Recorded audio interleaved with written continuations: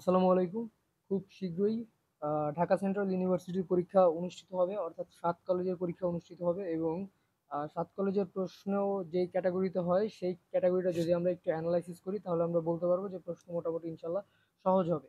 সহজ বলতে কি, প্রশ্নটা হবে হচ্ছে ওয়ান কাইন্ড অফ প্রিভিয়াস ইয়ারের ভার্সিটির যেই কোয়েশ্চেনগুলো আসতো সেগুলো আসবে এবং ওরা ঢাকা ভার্সিটি কিছু কোয়েশ্চেন কপি করে বা মেইন বই থেকে অনেকগুলো কোয়েশ্চেন দেয়। সো যেই কোয়েশ্চেনগুলো ইম্পর্টেন্ট অনেক বেশি আসার সম্ভাবনা আছে সেই কোয়েশ্চেনগুলো আজকে তুলে ধরার চেষ্টা করবো। কেমিস্ট্রি ফার্স্ট পেপারের যতগুলো অবজেক্টিভ আছে প্রত্যেকটা অবজেক্টিভ মানে ইম্পর্টেন্ট যতগুলো অবজেক্টিভ আছে প্রত্যেকটা অবজেক্টিভ রিভিউ দেওয়ার চেষ্টা করবো ইনশাল্লাহ। এখান থেকে খুব বড় একটা সংখ্যক এমসিকিউ কমন পড়বে বলে আশা। তো আমি যেই বইগুলা থেকে করাবো ম্যাথগুলো সেগুলো হচ্ছে উদ্ভাসের মাস্টার কোয়েশ্চেন ব্যাংক, একটা ভালো বই। মানে অনেক সবগুলো ভার্সিটির কোয়েশ্চেন মোটামুটি আছে। এবং হাজারি স্যারের মেইন বই যেটা, আমার বইয়ের ফার্স্টের কভারটা পাচ্ছি না, তো মেইন বই এবং আমার পার্সোনাল নোট। এছাড়াও আরেকটা কোচিং সেন্টারের একটা শিট আছে, অর্থাৎ ফিজিক্স সেন্টার্সের লাস্ট যে ভিউটা ছিল ওইখান থেকে কিছু ম্যাথ করাবো। তো মানে কেমিস্ট্রি রিলেটেড ম্যাথ বা কেমিস্ট্রি রিলেটেড যে ইম্পর্টেন্ট জিনিসগুলো আছে সেগুলো করাবো। আমার দৃঢ় বিশ্বাস এখান থেকে কমন করার সম্ভাবনা অনেক বেশি। তো ভিডিও খুব লেন্দি করার চেষ্টা করবো না, তবে আমার বিশ্বাস এই ক্লাসটা করলে কেমিস্ট্রি অল ওভার ফার্স্ট পেপারের প্রতি কোন কোন জায়গা থেকে প্রশ্নগুলো আসতে পারবে, কি কি প্রশ্ন আসতে পারে সেই সম্পর্কে একটা স্বচ্ছ ধারণা হবে বলে আমি আশাবাদী। সো কথা না বাড়িয়ে শুরু করার চেষ্টা করি। প্রথমে হচ্ছে রসায়ন প্রথম পত্র, গুণগত রসায়ন দিয়ে শুরু করব। এবং প্রথমে আমার যেই হ্যান্ড নোট আছে সেটা থেকেই আমি পড়াবো। দেখো, কম্পোজিট কণিকা হচ্ছে আলফা কণা এবং ডিউটেরন কণা। তো পরীক্ষায় আসবে হচ্ছে নিচের কোনগুলো কম্পোজিট কণা। অপশনে থাকবে হচ্ছে আলফা কণা, ডিউটেরন কণা, বিটা কণা, গামা কণা, এক্স রে কণা, নিউট্রন, ইলেকট্রন, এগুলো অনেক কিছু থাকতে পারে। বাট কম্পোজিট কণিকা কি, আলফা কণা এবং ডিউটেরন কণা। এটা আসার সম্ভাবনা কিন্তু আছে যে নিচের কোনটি কম্পোজিট কণিকা, ঠিক আছে? আলফা কণা, আলফা কণা এবং ডিউটেরন কণা। ওকে, মনে থাকবে আশা করি। এবং ইলেকট্রন চার্জ কুলম্ব একক হচ্ছে -1.6 × 10⁻⁹ সরাসরি মানটা আসতে পারে ইউ এককে, নট সো নেসেসারি। বাট এটা খুব জরুরি যে ইলেকট্রনের চার্জ কুলম্ব একক হচ্ছে -1.6 × 10⁻19। হ্যাঁ, আশা করি মনে থাকবে। এখন রাদারফোর্ড আলফা কণা পরীক্ষায় একটা পর্দা ব্যবহার করছিল, যেই পর্দায় তিনি জিঙ্ক সালফাইড ব্যবহার করছিল। কি ব্যবহার করছিল? জিঙ্ক সালফাইড ব্যবহার করছিল। মনে রাখতে হবে কি ব্যবহার করছিল ভাইয়া, জিঙ্ক সালফাইড ব্যবহার করছিল। এটা আসার সম্ভাবনা অনেক বেশি। এবং দ্বিধনাত্মক নিউক্লিয়াসকে আলফা কণা বলা হয়। আলফা কণা কাকে বলে বা নিচের কোনটি আলফা কণা, এই সংজ্ঞাটা আসতে পারে যে নিচের কোনটি আলফা কণা। সেখানে চারটা অপশন থাকবে, যার মধ্যে একটা থাকবে হচ্ছে হিলিয়াম 2+। 2+ মানে কি, দুইটা ইলেকট্রন সে ত্যাগ করছে, অর্থাৎ দ্বিধনাত্মক দ্বিধনাত্মক নিউক্লিয়াসকে আলফা কণা বলা হয়। ঠিক আছে, হিলিয়ামের ভর সংখ্যা 4, প্রোটন সংখ্যা 2 এবং 2+ মানে কি, দুইটা ইলেকট্রন সে ত্যাগ করছে। আলফা কণার সংকেতটা অনেক বেশি ইম্পর্টেন্ট। এবং স্থির কক্ষপথের ইলেকট্রনের কৌণিক ভরবেগ mvr = nh/2π, এটা কিন্তু ক্লাস 10 এর এসএসসির একটা সূত্র। এই সূত্রটাও দিয়ে দিতে পারে, মনে রাখবা। ডিসিইউ বা ঢাকা সেন্ট্রাল ইউনিভার্সিটি পরীক্ষায় সরাসরি সূত্র থেকে কোয়েশ্চেন দেওয়ার সম্ভাবনা আছে। এবং ধ্রুবক যেগুলো আছে, যেমন প্লাঙ্কের ধ্রুবক, রিডবার্গ ধ্রুবক, এই রিলেটেড ধ্রুবকগুলোর মান মনে রাখবা। এখান থেকে প্রশ্ন আসবেই আসবে। এবং তারপর হচ্ছে আইসোটোপ, আইসোবার, আইসোটোন, এখান থেকে একটা প্রশ্ন আসবেই। এখান থেকে একটা প্রশ্ন আসবেই, 100% শিওর এখান থেকে একটা প্রশ্ন আসবেই। নিচের কোন জোড়া হচ্ছে আইসোটোপ? মনে রাখবা, আইসোটোপ পি হচ্ছে প্রোটন সংখ্যা সমান, পি দিয়ে কি ভাইয়া, প্রোটন সংখ্যা সমান। আইসো বার, বার হচ্ছে ভর সংখ্যা সমান, বার দিয়ে কি, ভর সংখ্যা সমান। টোন, আইসোটোন, টোন হচ্ছে নিউট্রন সংখ্যা সমান, ন দিয়ে নিউট্রন সংখ্যা সমান। ঠিক আছে, এখন উদাহরণ হিসেবে আমরা কি দিছি দেখো তো, অক্সিজেন উপরে 16 নিচে 18, অক্সিজেন উপরে 17 নিচে 8, সরি 8 8 18 না 8, এবং উপরে 18 নিচে 8, প্রত্যেকটার কি ভাইয়া প্রোটন সংখ্যা সমান না? এই যে একটা পরমাণু এক্স, এইখানে যে নাম্বারটা থাকে সেটা হচ্ছে প্রোটন নাম্বার। কি নাম্বার? Proton number. উপরে যেটা থাকে সেটা হচ্ছে ভর সংখ্যা, ভর সংখ্যা। ঠিক আছে, এবং তাহলে দেখো প্রত্যেকটা পরমাণুর কিন্তু এখানে প্রোটন সংখ্যা সমান। প্রোটন সংখ্যা যেহেতু সমান, তাহলে কি এরা একে অপরের আইসোটপ। এবং নিচে যদি আইসো বারেরটা খেয়াল করো, প্রত্যেকটা পরমাণুর ভর সংখ্যা সমান। যেহেতু ভর সংখ্যা সমান সেহেতু তারা একে অপরের আইসো বার। এবং পরবর্তীতে যদি দেখো যে আইসোটনের ক্ষেত্রে এখানে ভর সংখ্যাও সমান না এবং নিউট্রন সংখ্যাও সমান, প্রোটন সংখ্যাও সমান না, ভর সংখ্যাও সমান না, নিউট্রন সংখ্যা সমান না। তোমরা নিশ্চয়ই জানো ভর সংখ্যা, ওয়েট, ভর সংখ্যা সমান সমান প্রোটন সংখ্যা প্লাস নিউট্রন সংখ্যা। এই সূত্রটা জানো না ভাইয়া তোমরা? তোমরা কি জানো? যদি না জানো অবশ্যই মুখস্থ করে ফেলো যে ভর সংখ্যা ইকুয়ালস টু প্রোটন সংখ্যা এবং নিউট্রন সংখ্যা। তাহলে ভর সংখ্যা দেওয়া আছে, প্রোটন সংখ্যা দেওয়া আছে, নিউট্রন সংখ্যা বের করা কি অসম্ভব? ভর সংখ্যা থেকে প্রোটন সংখ্যা বাদ দিলে কিন্তু আমরা নিউট্রন সংখ্যা পেয়ে যাব। ভর সংখ্যা থেকে প্রোটন সংখ্যা বাদ দিলে আমরা নিউট্রন সংখ্যা পেয়ে যাবো। তাহলে 15 থেকে 7 বাদ দিলে কত থাকে? 8, 9, 10, 11, 12, 13, 14, 15, 8 থাকে। 16 থেকে 8 বাদ দিলে কত থাকে? 8 থাকে। তাহলে দুইটার নিউট্রন সংখ্যা সমান না? যদি দুইটার নিউট্রন সংখ্যা সমান থাকে তাহলে আমরা তাদেরকে কি বলবো? আইসোটন। এটা আসার সম্ভাবনা অনেক বেশি। এটা আসার সম্ভাবনা অনেক বেশি, ধরো 1000%। এটা এবার ঢাকা সেন্ট্রাল ইউনিভার্সিটিতে আসার সম্ভাবনা অনেক অনেক অনেক হাই। ঠিক আছে, আশা করি তোমরা এইগুলা খুব মনোযোগ দিয়ে পড়বা এবং ছোট ছোট করে নোট করে রাখবা যাতে তোমাদের কোনো ভুল না হয়। তারপরে আইসো ইলেকট্রন, এটা আসার সম্ভাবনা কম, কারণ তারপরে শিখাই রাখি, আইসো ইলেকট্রন মানে হচ্ছে ইলেকট্রন সংখ্যা সমান থাকবে। আইসো ইলেকট্রন মানে কি? ইলেকট্রন সংখ্যা সমান থাকবে। এই পেজে যা যা লেখা আছে এখান থেকে একটা প্রশ্ন না দুইটা আসবে, এখান থেকে দুইটা প্রশ্ন আসবেই আসবে ইনশাল্লাহ। ওকে, তো তারপরে যদি আমরা যাই, দেখো তেজস্ক্রিয় আইসোটোপের উদাহরণ। তেজস্ক্রিয় আইসোটোপের উদাহরণ কার্বন 14, 6, 60, 27। এটা জাস্ট লিখে রাখছি, এটা আসতে পারে নাও আসতে পারে।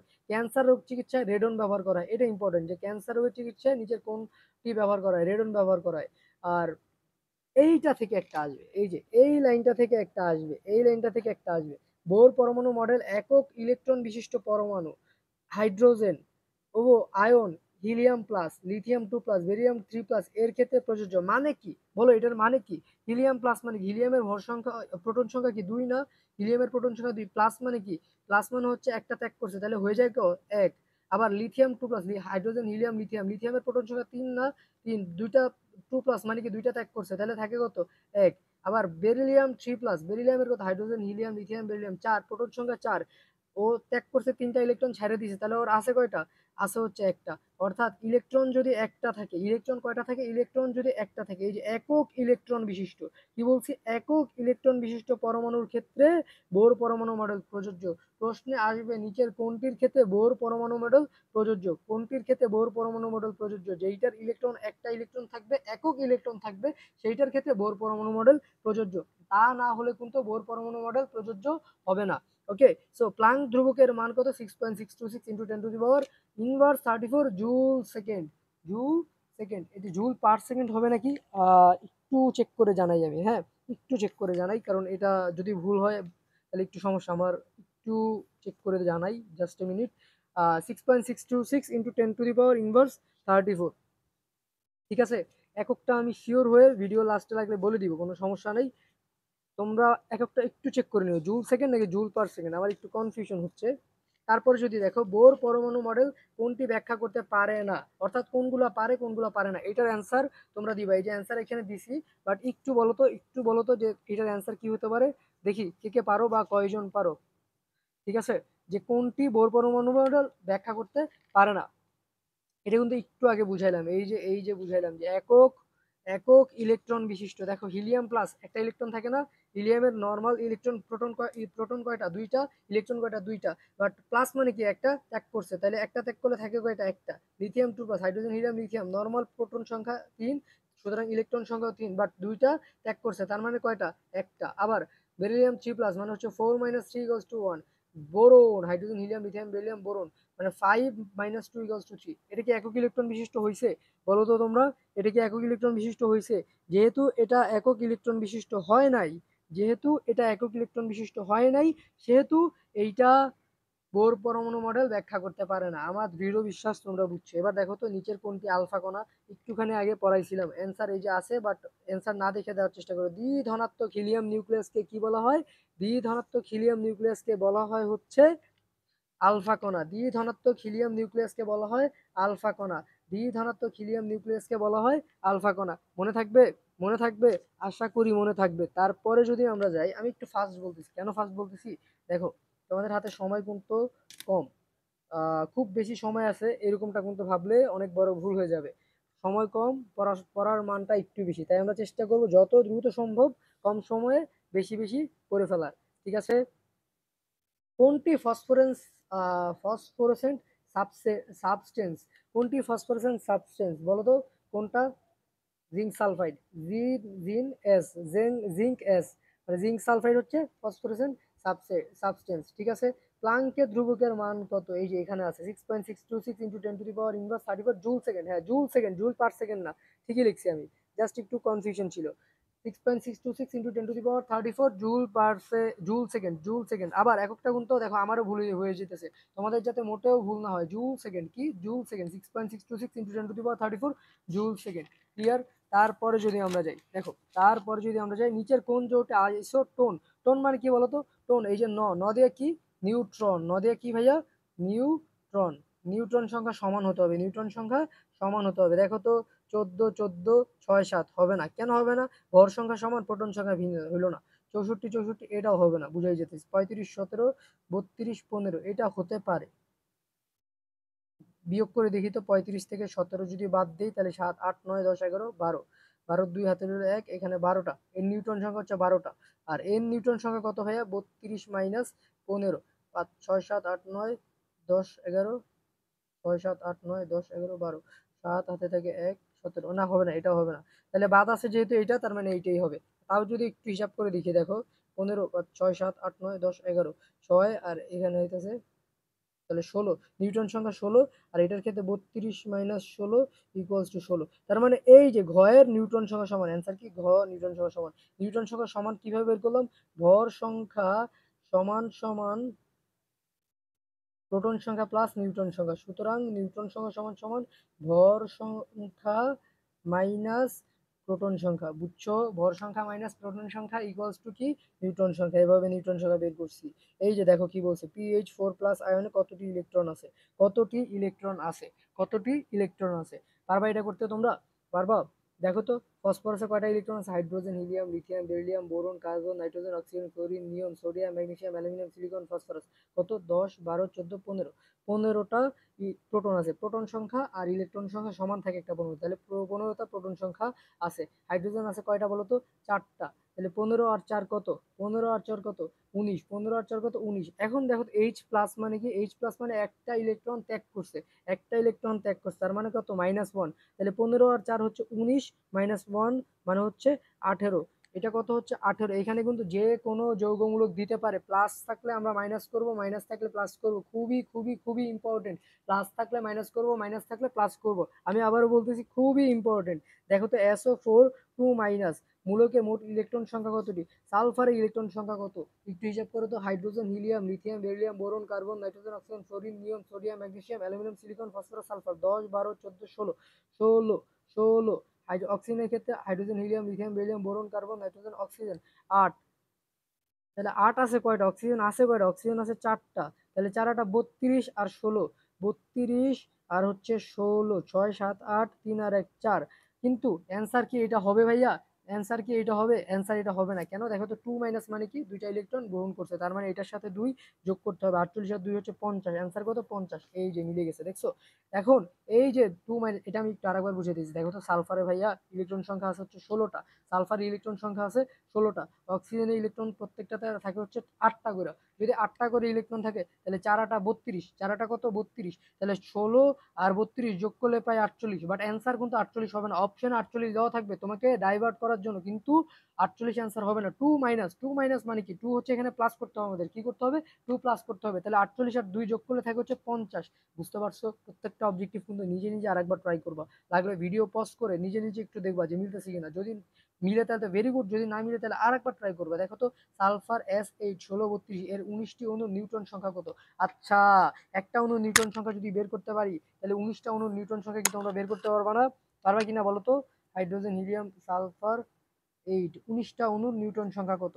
দেখো নিউটন সংখ্যা কি সমান সমান কি তোমার ভর সংখ্যা সমান সমান বলছিলাম না, যে ভর সংখ্যা সমান প্রোটন সংখ্যা প্লাস নিউটন সংখ্যা। সুতরাং নিউট্রন সংখ্যা সমান সমান ভর সংখ্যা মাইনাস প্রোটন সংখ্যা, তাই না? তাহলে 32 থেকে 16 বাদ দিলে থাকে কত বলো তো? 32 থেকে 16 বাদ দিলে থাকে হচ্ছে 16। 32 থেকে যদি 16 বাদ দেই তাহলে থাকে হচ্ছে 16। তাহলে 16কে 19টা পরমাণুর সংখ্যা কত? 19টা অণুর সংখ্যা কত? 19টা অণুর সংখ্যা কত? এটা একটু জটিল হয়ে গেল। দাঁড়াও একটু রিমাইন্ড দিই। 19টা অণুর সংখ্যা কত? তো ভর সংখ্যা সমান সমান আমরা জানি হচ্ছে প্রোটন সংখ্যা যোগ নিউট্রন সংখ্যা। ভর সংখ্যা সমান সমান আমরা কি জানি?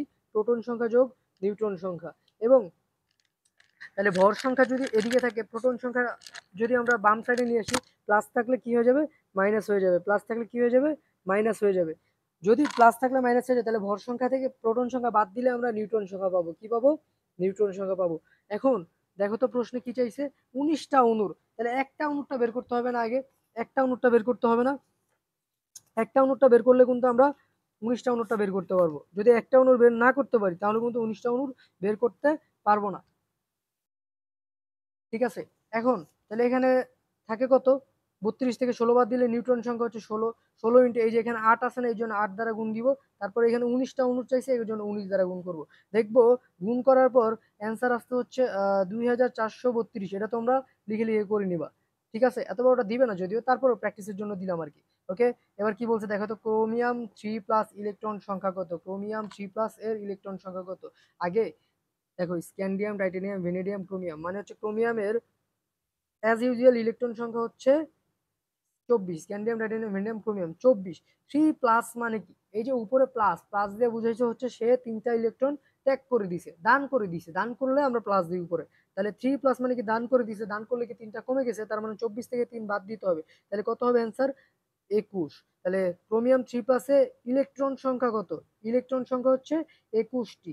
যদি বলতো ক্রোমিয়াম 3+এ প্রোটন সংখ্যা কত, তাহলে কিন্তু 24টাই হইতো। স্ক্যান্ডিয়াম, টাইটেনিয়াম, ভ্যানাডিয়াম, ক্রোমিয়াম, এই উপরের প্লাসের সাথে কিন্তু প্রোটন সংখ্যার কোনো চেঞ্জ হয় না। ঠিক আছে? প্রশ্নকর্তা কিন্তু প্যাচ দেখানোর জন্য দিতেই পারে। প্রশ্নকর্তা প্যাচ দেখানোর জন্য দিতেই পারে। ঠিক আছে?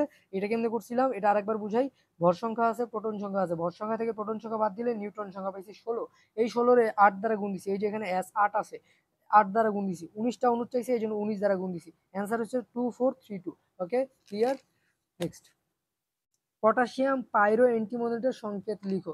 পটাশিয়াম পাইরো অ্যান্টিমোনিটের সংকেত লিখো। K2H2Sb2O7, K2H2Sb2O7, এইটা হবে অ্যান্সার। পটাশিয়াম পাইরো অ্যান্টিমোনিটের সংকেত হচ্ছে K2H2Sb2O7। ঠিক আছে? ডিরেক্ট মুখস্থ রাখতে হবে। নিচের কোনটি কম্পোজিট কণিকা? পড়াইছিলাম কিন্তু, এই যে আলফা কণা আর ডিউটোরিন কণা হচ্ছে কম্পোজিট কণিকা। এগুলো কিন্তু প্রত্যেকটা কোশ্চেন কোনো না কোনো পরীক্ষা আসছে, কোনো না কোনো বোর্ডে আসছে, কোনো না কোনো ইউনিভার্সিটি এক্সামে আসছে বা মেডিকেল এক্সামে আসছে, সেখান থেকেই পিক করা হয়েছে। একটা কোশ্চেনও বানানো না আমার। তো এখান থেকে আসার সম্ভাবনা খুব খুব খুব বেশি।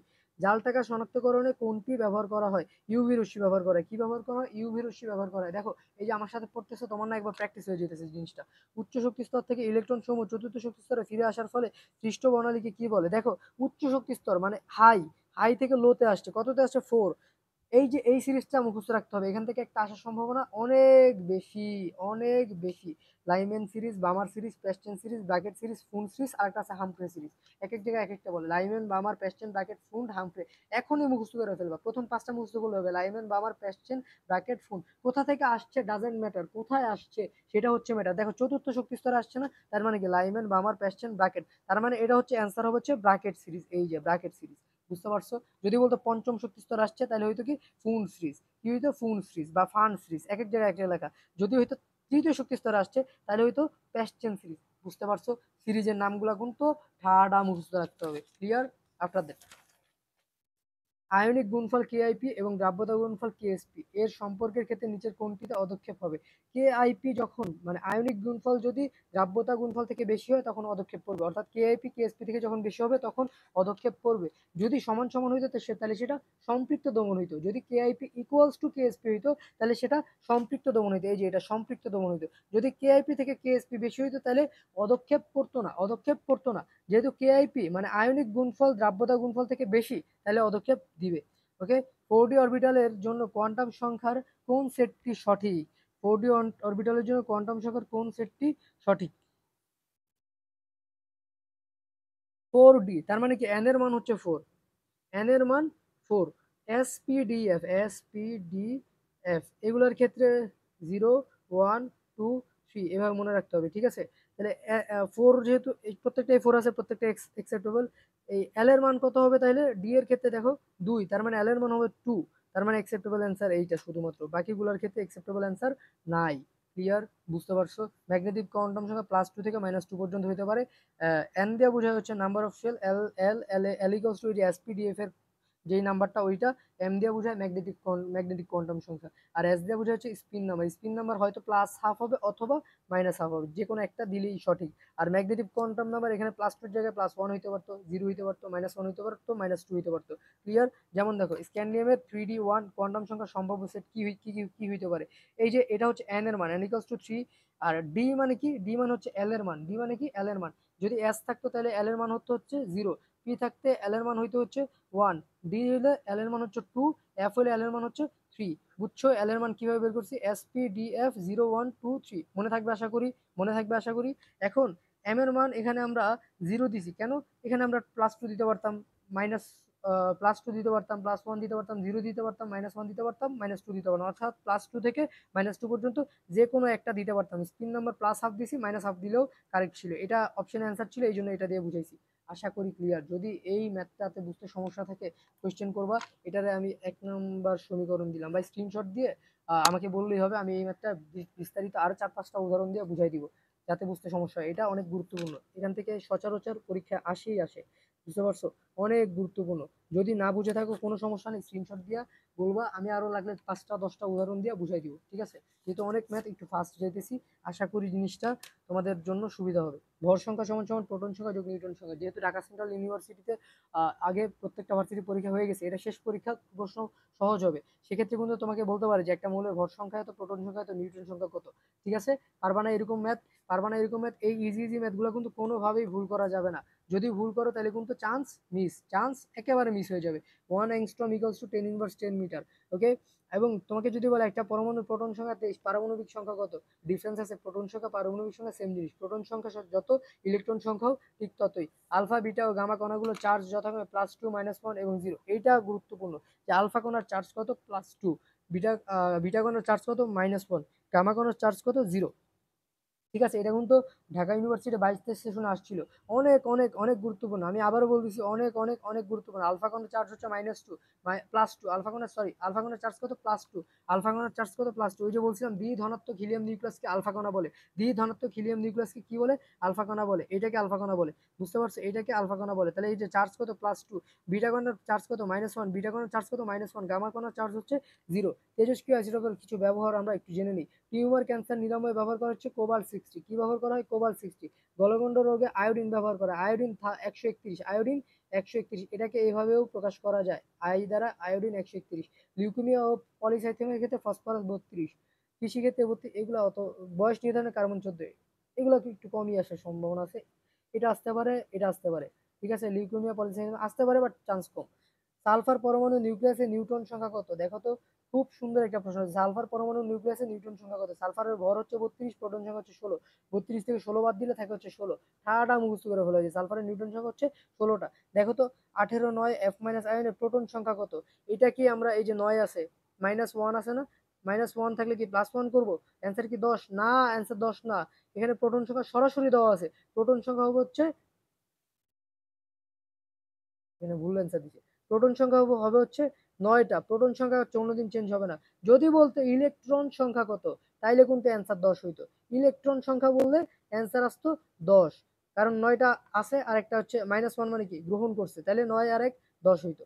বুঝতে পারছো? যেহেতু প্রোটন সংখ্যা বলছে সরাসরি দেওয়া আছে, এটা এরকম ইজি ম্যাথ দিবে। আরেকটা দেখো, এখানে কার্বনের ভর সংখ্যা 12, হাইড্রোজেনের ভর সংখ্যা 3, প্রোটন সংখ্যা 6। এখানে হাইড্রোজেনের প্রোটন সংখ্যা 1। এখানে কত আছে? 14। তার মানে 12, 13, 14, 15। তার মানে এইখানে একটা উপরে 1 থাকবে, 6 আর 1 7। এখানে 7 আছে, এখানে 0 হবে। তার মানে দেখো তো কোনটার সাথে মিলে? এটার সাথে মিলে। তাহলে অ্যান্সার হচ্ছে এটা। বুঝছো? এই টাইপের ছোট ছোট ম্যাথ দেওয়ার সম্ভাবনা আছে, দিতে পারে। ক্লিয়ার? এরপরে চ্যাপ্টার 3-তে চলে গেছি আমরা। ঠিক আছে? আশা করি এই ম্যাথগুলা থেকে যদি আসে, তোমরা ভুল করবা না কোনো কিছু। এখান থেকে কিন্তু প্রায় 4-5টা আসতে পারে। তিনটা তো আসবেই, তিনটা অনায়াসে আসবে। তিনটা সংখ্যা, দেওয়ার সংখ্যা অনেক বেশি। দেখো, আইসো বার বলতে কি বোঝায়? ভর সংখ্যা সমান। পড়াইছি, এগুলো তোমরা পারবা, এখান থেকে তোমাদেরকে আটকাইতে পারবে না। নিচের কোনটি তেজস্ক্রিয় আইসোটোপ নয়? দাঁড়াও, এখান থেকে দুই একটা ইম্পর্টেন্ট অবজেক্টিভ দেখাই, যেগুলো আসার সম্ভাবনা অনেক বেশি আছে। মূলত এখান থেকে আমি সব দেখাই ফেলছি তোমাদেরকে। স্থায়ী মূল কণিকা, পরমাণুর স্থায়ী মূল কণিকা হচ্ছে ইলেকট্রন, প্রোটন, নিউট্রন। পরমাণুর স্থায়ী মূল কণিকা কত? Electron, proton, neutron. হ্যাঁ, কম্পোজিট কণিকা কত? আলফা কণা আর হচ্ছে ডিউটেরন কণা। অনেক বেশি গুরুত্বপূর্ণ। অস্থায়ী মূল কণিকা অনেকগুলো আছে, যেমন পজিট্রন, পজিট্রন, মেসন, বোসন। এটা খুব একটা আসে না, ঠিক আছে, এটা খুব একটা আসে না। এরপরে হচ্ছে এখানে রিডবার্গ ধ্রুবকটা আছে, যেমন এই যে এনতম কক্ষপথে ইলেকট্রনের শক্তি -13.6। সূত্রগুলো মুখস্থ রাখতে পারো, বাট এখান থেকে আসার সম্ভাবনা খুবই কম। জিমেন প্রভাব কি? বাহ্যিক চুম্বক ক্ষেত্রের প্রভাব। এই যে চুম্বক ক্ষেত্রের জন্য জিমেন প্রভাব, আর স্টার্ক প্রভাব হচ্ছে বাহ্যিক বৈদ্যুতিক ক্ষেত্রে প্রভাব। এই দুইটা জিনিস জেনে রাখো। হ্যাঁ, এখান থেকে তোমার আর আসার মতন কিছু দেখতেছি না, যেগুলা পড়াইছি সেখান থেকে আসবে ইনশাল্লাহ, ঠিক আছে। এগুলা পড়লে তোমাকে আটকানোর মতন কিছু আমি দেখতেছি না এখানে।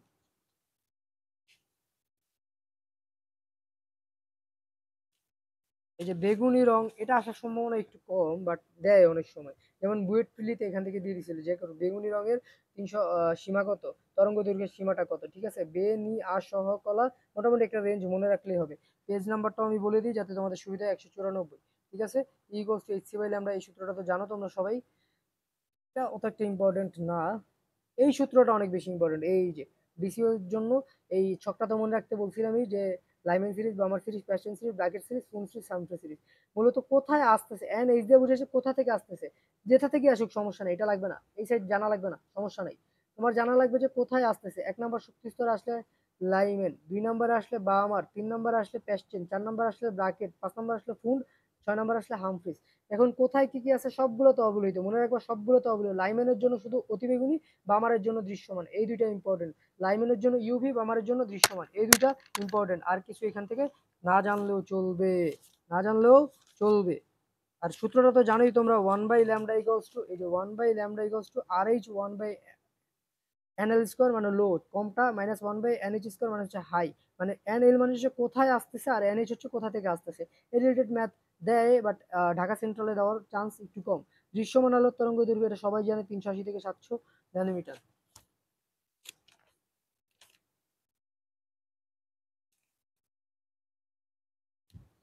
ওকে ফাইন, ওকে ফাইন।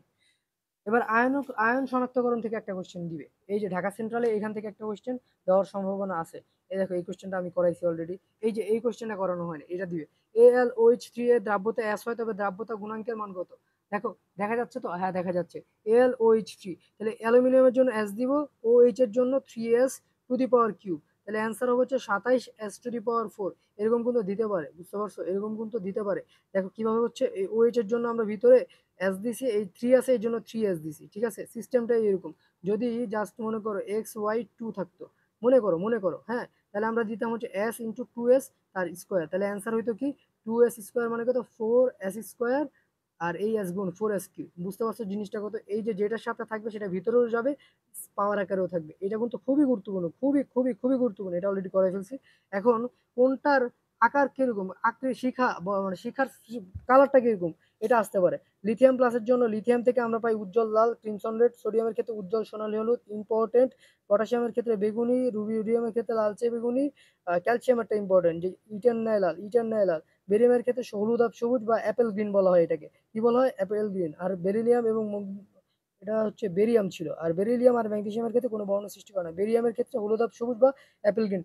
এই পার্টটা এই এখনই ভিডিও চলাকালীনই তুমি ভিডিও পজ করে মুখস্থ করে ফেলবে, ঠাড়া মুখস্থ করতে হবে। এখান থেকে একটা আসার সম্ভাবনা অনেক বেশি, অনেক অনেক অনেক বেশি। এখান থেকে একটা দিবেই দিবে, মানে দিবেই দিবে, এরকম টাইপের। বুঝতে পারছো?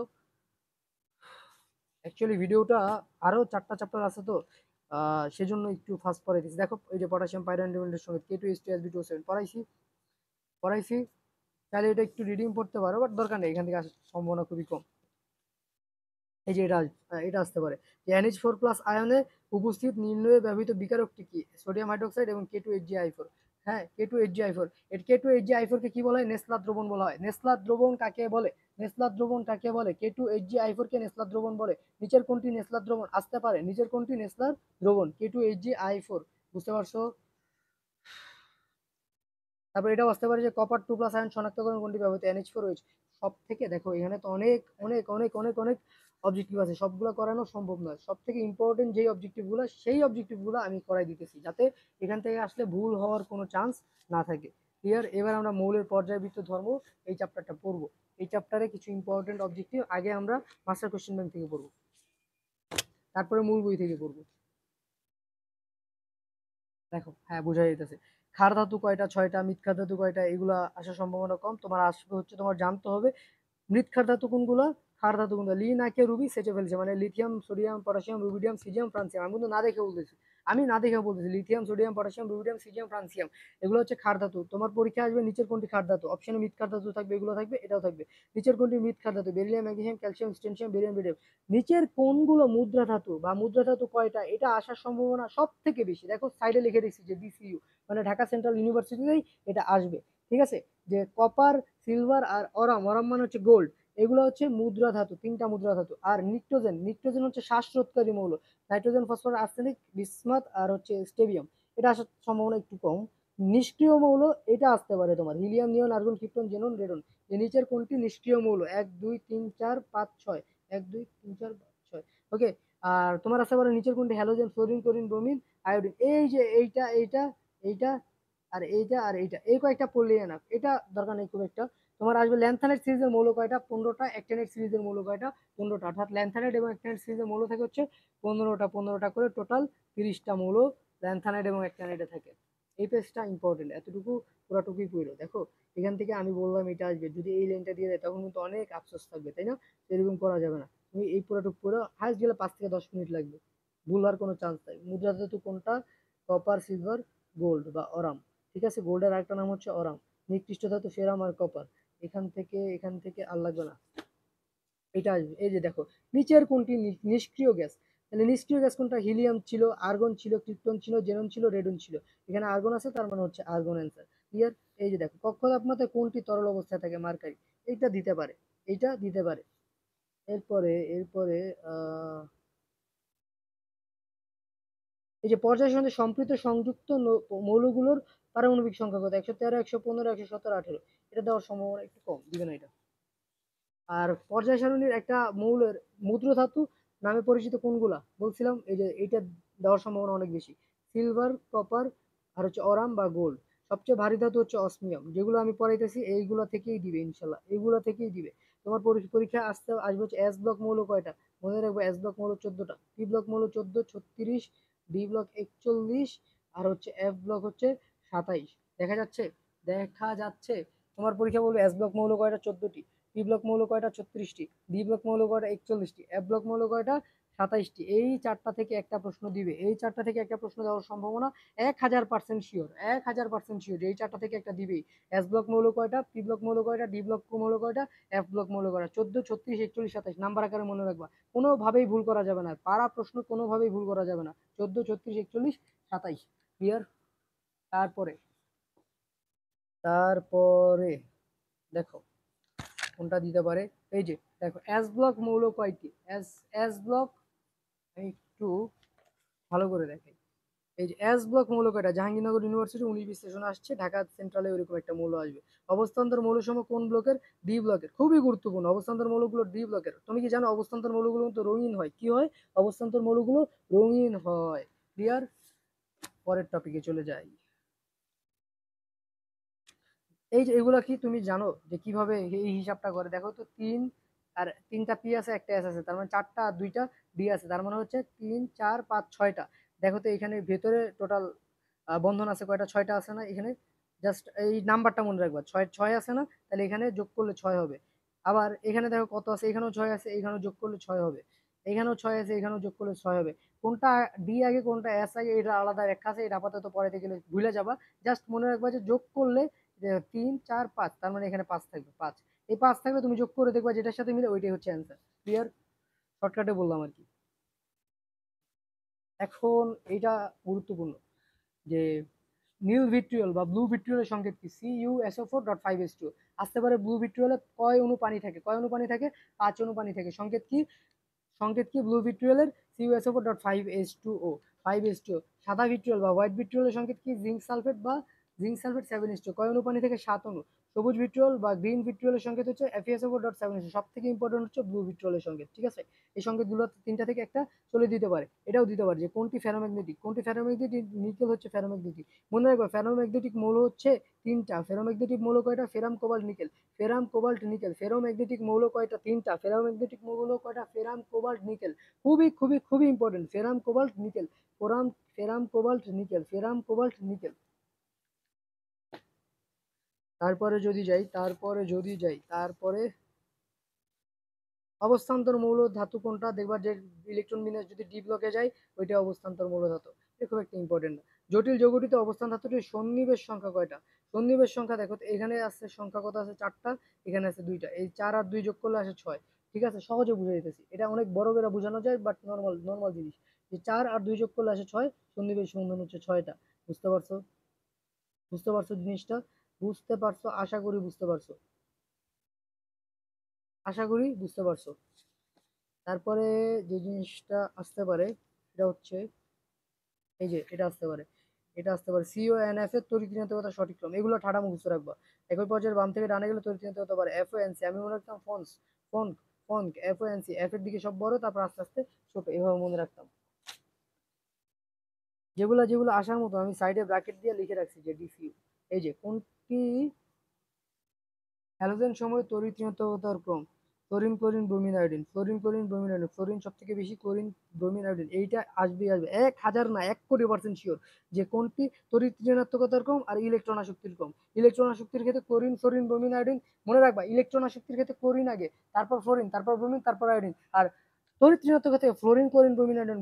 কোনোভাবেই এটা প্যাঁচ লাগানো যাবে না, কোনোভাবেই প্যাঁচ লাগানো যাবে না। এটা আসবেই আসবে, 1000 না 1,000,000% শিওর। এই দুইটা থেকে একটা প্রশ্ন দিবেই দিবে। কোনটা তড়িৎ ঋণাত্মকতার কম? Fluorine, chlorine, bromine, iodine. কোনটা ইলেকট্রন আসক্তির কম? Chlorine, fluorine, bromine, iodine. ব্যতিক্রম আছে। বুঝতে পারছো? কোনোভাবেই যাতে ভুল না হয়। এটা 10 বার 10 বার করে লিখো, এখনই মুখস্থ করে ফেলো। এরপর ব্যাসার্ধের কম, ম্যাগনেসিয়াম 2 প্লাস, সোডিয়াম প্লাস, নিয়ন। মনে রাখবা চার্জ যত বেশি ব্যাসার্ধের আকারটাও তুলনামূলক তত ছোট হয়। চার্জ 2 প্লাস মানে কি? দুইটা ইলেকট্রন ত্যাগ করে দিছে। দুইটা ইলেকট্রন যদি ত্যাগ করে দেয়, ধরো 10টা প্রোটন ছিল, 10টা ইলেকট্রন ছিল, 10টা প্রোটন 10টা ইলেকট্রনকে টানতো। দুইটা ইলেকট্রন ত্যাগ করছে, এখন 10 জনে মিলে 8 জনকে টানবে, তাহলে কি বেশি ভিতরে নিয়ে যাবে না? এই জন্য ম্যাগনেসিয়াম 2 প্লাসের আকার তুলনামূলক ছোট। ক্লিয়ার? আয়নীকরণ শক্তির কম, এটাও আসতে পারে যে নিয়ন, ফ্লোরিন, নাইট্রোজেন, অক্সিজেন। এগুলো চেষ্টা করবা ঠাডা মুখস্থ করে ফেলানো, ঠিক আছে। আয়নীকরণ বিভবের মান কোনটি মৌলের ক্ষেত্রে সর্বনিম্ন? পটাশিয়ামের ক্ষেত্রে সর্বনিম্ন। এই পেজ থেকে একটা প্রশ্ন আসবে। নিচের কোনটি অম্লীয় অক্সাইড? নিচের কোনটি ক্ষারীয় অক্সাইড? নিচের কোনটি নিরপেক্ষ অক্সাইড? নিচের কোনটি উভধর্মী অক্সাইড? উভধর্মী অক্সাইড সব থেকে ইম্পর্টেন্ট। উভধর্মী অক্সাইড সব থেকে ইম্পর্টেন্ট। পার অক্সাইড দেখলে আমরা বোঝা যায় যে Na2O2, BaO2। পার অক্সাইড দেখলে বোঝা যায়, পলেক্সাইড দেখলে বোঝা যায়, সাব অক্সাইড দেখলে বোঝা যায় একটাই আছে, PbO2। সুপার অক্সাইডের ক্ষেত্রে KO2 খুবই ইম্পর্টেন্ট। যুগ্ম অক্সাইড বা মিশ্র অক্সাইড থেকে আসবে না, আসবে হচ্ছে তোমার নিরপেক্ষ অক্সাইড, উভধর্মী অক্সাইড, ক্ষারীয় অক্সাইড আর হচ্ছে অম্লীয়। এই চারটা থেকে আসার সম্ভাবনা বেশি। এই পেজের প্রত্যেকটা উদাহরণ মুখস্থ রাখতে হবে, প্রত্যেকটা উদাহরণ, ইচ অ্যান্ড এভরি সিঙ্গেল উদাহরণ। এই পেজ থেকে একটা দুইটা প্রশ্ন দিবেই দিবে। প্রশ্নকর্তা যদি প্রিভিয়াস কোশ্চেন অ্যানালাইসিস করে, তাহলে দেখো, তুমি যদি প্রিভিয়াস কোশ্চেন অ্যানালাইসিস করো তাহলে দেখবা এখান থেকে প্রত্যেকবার, শুধুমাত্র ঢাকা সেন্ট্রাল না, প্রত্যেকটা জায়গায় বুয়েট থেকে শুরু করে লাস্ট যেই ভার্সিটি পরীক্ষা হয় প্রত্যেকটা জায়গায় এই পেজ থেকে একটা না একটা কোশ্চেন দেয়। সুতরাং এই পেজটা 1000 স্টার, 1000 স্টার, 1000 স্টার, 1000 স্টার। বুঝতে পারছো? এই যে প্রশ্ন যে আসে তার প্রমাণটা দেখাই দিই তোমাদের। নিচের কোনটি অম্লধর্মী অক্সাইড নয়? SO2 অম্লীয় ধর্মী অক্সাইড, NO2 অম্লধর্মী অক্সাইড, N2O5 অম্লধর্মী অক্সাইড, N2 ও অম্লধর্মী অক্সাইড নেই। এই ছকটা মুখস্থ থাকলে কি তোমার পারা যেত না এটা? তাহলে ছকটা মুখস্থ রাখতে হবে। নিচের কোনটি উভধর্মী অক্সাইড? Al2O3। এইটাই আসবে, দেখো। আমার কেন জানি মন বলতেছে এইটাই দিবে, ঠিক আছে। এটা দেওয়ার সম্ভাবনা অনেক অনেক বেশি। এটা বারবার আসছে, কোনটি উভধর্মী অক্সাইড। ইভেন এগ্রিকালচারেও এটা আসছে, এখানে যদিও দেয় নাই, এগ্রিকালচারেও এটা আসছে বারবার। নিচের কোনটি উভধর্মী অক্সাইড? Al2O3 হচ্ছে উভধর্মী অক্সাইড। অলরেডি ভিডিওটা 40 মিনিটের মতন হয়ে গেছে, বুঝছো। ভিডিওটা 2 ঘন্টার মতন যাবে, কিন্তু আমার ফোনে স্টোরেজ আছে কিনা আল্লাহ পাক ভালো জানে। তারপরে দেখো, দেখি কত দূর যায়। Al2Cl6 অণুতে সমযোজী ও সন্নিবেশ সমযোজী বন্ধনের সংখ্যা যথাক্রমে কয়টি? 6 এবং 2টা। মুখস্থ রাখবা, Al2Cl6 এর সন্নিবেশ এবং সমযোজী সংখ্যা হচ্ছে 6টা এবং 2টা। সন্নিবেশ সমযোজী হচ্ছে 6টা, সন্নিবেশ হচ্ছে 2টা। এই যে দেখো, 1 2 3 4 5 6। এই যে সমযোজী বন্ধন হচ্ছে এই 6টা। সমযোজী বন্ধন কয়টা? 6টা। এগুলো হচ্ছে সমযোজী বন্ধন। এগুলো হচ্ছে সমযোজী বন্ধন। আর তীর চিহ্ন দেওয়া যেগুলো ওইগুলো হচ্ছে সন্নিবেশ বন্ধন। সন্নিবেশ বন্ধন কয়টা? দুইটা। এটা আসার সম্ভাবনা কিন্তু অনেক বেশি। তুমি কি জানো এটা অলরেডি মনে হয় এই বছর কোনো একটা অ্যাডমিশন টেস্টে দিয়েছিল, আমার নামটা মনে নাই। এই বছর কোনো একটা অ্যাডমিশন টেস্টে দিয়েছিল। এইটা এইটা আর ওই যে যেটা দেখাইলাম একটুখানি আগে, যে নিচের কোনটি উভধর্মী অক্সাইড, এই তিনটা থেকে দুইটা প্রশ্ন দেওয়ার সম্ভাবনা খুব বেশি, খুব বেশি। এই টেস্টটা পুরোটাই ইম্পর্টেন্ট যেগুলো করাবো, ঠিক আছে? CH3CN অণুতে যথাক্রমে সিগমা বন্ধন এবং পাই বন্ধন সংখ্যা নির্ণয় করো। মনে রাখবা সিঙ্গেল বন্ডকে সিগমা বন্ধন বলে, single Sadiya sigma Sadiya single. পাই বন্ধনকে ডাবল বন্ডকে পাই বন্ধন বলে, ডাবল বন্ডকে পাই বন্ধন বলে। তাহলে দেখো তো সিঙ্গেল বন্ড আছে কয়টা? সিঙ্গেল বন্ড আছে কয়টা? এই যে একটা, দুইটা, তিনটা, চারটা। আর এইখানে প্রথমে একটা বাদ যাবে, পাঁচটা। তাহলে সিঙ্গেল বন্ড বা সিগমা বন্ধন আছে পাঁচটা। পাই বন্ধন আছে কয়টা? একটা, দুইটা। তাহলে পাই বন্ধন আছে তিনটা। ধরো এরকম যদি একটা যৌগ হয়, কথার কথা, কথার কথা, এই যে একটা যৌগ, এটা কি বলতো? Alkane, alkyne, অ্যালকাইন। এটা হচ্ছে অ্যালকাইন, এটাকে বলা হচ্ছে ইথাইন। তাহলে এখানে সিগমা বন্ধন কয়টা? প্রথম বন্ধনটা হচ্ছে সিগমা বন্ধন, তাহলে সিগমা বন্ধন হচ্ছে একটা। সিগমা বন্ধন হচ্ছে একটা। আর পাই বন্ধন হচ্ছে পরে যেই দুইটা বন্ধন থাকে, পাই বন্ধন হচ্ছে তাহলে এখানে দুইটা। এই ক্ষেত্রেও কিন্তু আমরা সেম প্রসেস ইউজ করছি। খুবই খুবই গুরুত্বপূর্ণ এই তিনটা অবজেক্টিভ, খুবই গুরুত্বপূর্ণ। আগামী অ্যাডমিশন টেস্টে ঢাকা সেন্ট্রালে তো আসবে ইনশাল্লাহ, আগামী অ্যাডমিশন টেস্টে গুলোতে এগুলো আসবে। NH4Cl অণুতে কি কি প্রকারের বন্ধন আছে? সন্নিবেশ বন্ধন আছে, সমযোজী বন্ধন আছে, আয়নিক বন্ধন আছে। এটা কিন্তু জগন্নাথে দিছিল, এই প্রশ্নটা এই বছর জগন্নাথে দিছিল, এই বছর জগন্নাথে দিছিল। কতটা ইম্পর্টেন্ট তাহলে ভাবা যায়। এটা অনেক বেশি ইম্পর্টেন্ট এই তিনটা প্রশ্ন। আর হচ্ছে এই প্রশ্নটা যে নিচের কোনটি উভধর্মী অক্সাইড, খুবই গুরুত্বপূর্ণ। এই চারটা প্রশ্ন খুবই খুবই খুবই গুরুত্বপূর্ণ। হাইড্রোনিয়াম আয়নে কোন বন্ধন বিদ্যমান? সমযোজী ও সন্নিবেশ বন্ধন বিদ্যমান। ক্লিয়ার? এইখানে দেখানোর মতন আর কিছু নেই আলহামদুলিল্লাহ। এই যে একটা এটা তোমরা নিজেরা করার ট্রাই করবা। হ্যাঁ, ভিডিওটা পজ করে দেখো পারো কিনা, যে সিগমা বন্ধন কত, পাই বন্ধন কত। দেখো এখানে এটা যদি আমরা আঁকাই, H2, এই যে দুইটা H, তারপর ডাবল বন্ড সি, এরপর একটা H, তারপরে আরেকটা সি, দুইটা H, উপরে একটা দিলাম, নিচে একটা দিলাম, তারপরে সি, তারপরে H, তারপর হচ্ছে ডাবল বন্ড। জিনিসটা আঁকাইলে এরকম হয়। এখন সিঙ্গেল বন্ড দেখো কয়টা আছে? একটা, দুইটা, তিনটা, চারটা, পাঁচটা, ছয়টা, সাতটা, আটটা, নয়টা, দশটা। তাহলে সিগমা বন্ধন আছে হচ্ছে দশটা, দশটা। এইটা হইতে পারে অ্যান্সার, অথবা এইটা। পাই বন্ধন আছে কয়টা? প্রথমে এইখানে একটা সিগমা বন্ধন ছিল, পরে একটা পাই বন্ধন করছে, একটা। আর এই যে একটা পাই বন্ধন, দুইটা। তাহলে অ্যান্সার হবে এইটা। বুঝতে পারছো জিনিসটা? প্রথম বন্ধনটা পাই বন্ধন, সিগমা বন্ধন, তারপরে যতগুলা বন্ধন করবে প্রত্যেকটা হচ্ছে পাই বন্ধন। ঠিক আছে? ক্লিয়ার? কোথাও কি কোনো ধরনের সমস্যা আছে? এইখান থেকে একটা দিবে, এইখান থেকে একটা দিবেই দিবে, দিতেই হবে এইখান থেকে একটা। এই যে এই কয়েকটা দেখতেছো, প্রত্যেকটার বন্ধন কোণের মান মুখস্থ রাখতে হয়, বন্ধন কোণের মান মুখস্থ রাখতে হয়। পানির বন্ধন কোণ 104.5, অ্যামোনিয়ার বন্ধন কোণ 107, CH4 এর বন্ধন বন্ধন কোণ 109.5। এই বন্ধন কোণগুলো খুবই গুরুত্বপূর্ণ, খুবই গুরুত্বপূর্ণ। ঠাড়া মুখস্থ, এখনই মুখস্থ করে ফেলবা। কোনো আলসেমি করা যাবে না, ঠিক আছে? এখনই মুখস্থ করতে হবে। কোন যৌগটির বন্ধন কোণ সবচেয়ে কম? দেখো তো, যদি না পড়তা জানতা, H2S এর বন্ধন কোণ সবচেয়ে কম, মেবি 90 এর কাছাকাছি, আমার যতটুকু মনে আছে। তারপরে গ্রাফাইট কোন ধরনের সংকরণ বিদ্যমান? sp²। এই যে হিরোকে হচ্ছে sp3, গ্রাফাইট sp², এখান থেকে দিবে। এটা দিবে, এটা দিতেই হবে। ঢাকা ভার্সিটি দিয়ে দিছে, অনেক জায়গায় দিছে, এটা কৃষিতেও দিছে, যে হিরোকে sp3। হীরার মধ্যে দুইটাই কিন্তু কার্বন দিয়ে তৈরি, গ্রাফাইটও কার্বন থেকে তৈরি, হীরাও কার্বন থেকে তৈরি। কিন্তু হিরোকের মধ্যে থাকে হচ্ছে sp3, আর গ্রাফাইটের মধ্যে থাকে হচ্ছে sp²। ডিফারেন্সটা কিন্তু মনে রাখতে হবে, বুঝছো? ডিফারেন্সটা মনে রাখতে হবে, যে হীরার মধ্যে থাকে sp3 সংকরণ, আর গ্রাফাইটে থাকে sp²। লিখে রাখো, লাগলে দেওয়ালে লিখে রাখো। NH4+ এবং PH+ আয়নের সংকরণ হচ্ছে sp3। BCl3 বা BCl3 এর বন্ধন করে 120 ডিগ্রি। ইম্পর্টেন্ট গুলো আমি একটু দেখাই দিতেছি, তোমরা মুখস্থ করে ফেলবা। কোন যৌগে sp3 সংকরণ নেই? BF3 তে sp3 নেই, NH3H2। এগুলো ব্যাখ্যা করে দেওয়া যায়, বাট দরকার নেই, এখন মুখস্থ রাখো। CH4 কোণের বন্ধন কোণ হচ্ছে 109.5। মিথেনের বন্ধন কোণের মান হচ্ছে 109.5। নিচের কোণটি হচ্ছে সরল রৈখিক CO2। CO2 এর বন্ধনটা কিছুটা এরকম থাকে, এর জন্য এটা সরল রৈখিক, ঠিক আছে? বাকিগুলোর বন্ধন কোণ কিন্তু এরকম থাকে না। অক্সিজেনের ডাইপোল সৃষ্টি হয়, সালফার ডাইঅক্সাইডের ডাইপোল সৃষ্টি হয়, এই জন্য এরকম থাকে না। কার্বনের sp² সংকরণ কোথায় দেখা যায়? গ্রাফাইটে। sp3 থাকে কোথায়? হিরোকে। মনে থাকবে, হিরোকের আরেক নাম হচ্ছে ডায়মন্ড। ক্লিয়ার? ক্লিয়ার? আশা করি ক্লিয়ার, আশা করি ক্লিয়ার। সিঙ্গেল বন্ডকে sp3 বলে, আর ট্রিপল বন্ডকে sp বলে, ডাবল বন্ডকে sp² বলে, এটা মনে রাখবা। সিঙ্গেল বন্ডকে বলো হচ্ছে sp3, আর ডাবল বন্ডকে বলা হচ্ছে sp স্কোয়ার, আর ট্রিপল বন্ডকে বলা হচ্ছে sp। বুঝতে পারছো? এটা মনে রাখবে। যেমন দেখো CH3 CN যোগের সময় কি ধরনের সংকরণ বিদ্যমান? ট্রিপল বন্ড আছে একটা, আর বাকিগুলো সিঙ্গেল বন্ড, তার মানে sp কিউব আছে আর sp আছে। ডাবল বন্ড যেহেতু নাই, তার মানে sp স্কোয়ার নেই। বুঝছো?